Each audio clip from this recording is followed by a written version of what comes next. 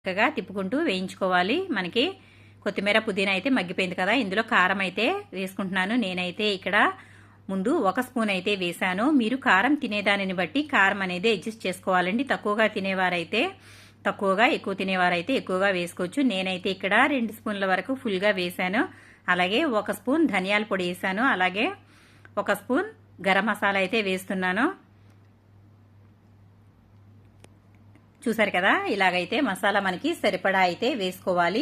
ఆ తర్వాత ఇందులో కొంచెం ఉప్పు అయితే వేసుకోవాలండి. నేను ఇక్కడ కల్లుప్పే వేస్తున్నాను. మనం ఈ కర్రీకి ఎంత అయితే ఉప్పు సరిపోతుందో అంత వేసుకుంటే సరిపోతుంది. ఎందుకంటే మనం ఎసర్లో ఎక్కువగా ఉప్పు వేసుకున్నాం కాబట్టి మనం ఇందులో సమానంగా వేసుకోవాలి. ఇందులో ఒకవేళ ఎక్కువైనట్లయితే బిర్యానీ అంతా కూడా ఎక్కువైపోతుందండి ఉప్పు. కాబట్టి జాగ్రత్తగా చూసి అయితే వేసుకుని ఇదంతా ఒకసారి బాగా కలుపుకోవాలి. కారం మసాలా పచ్చివాసన పోయే వరకు అయితే ఇది వేయించుకోవాలి. ఒక 2 నిమిషాలు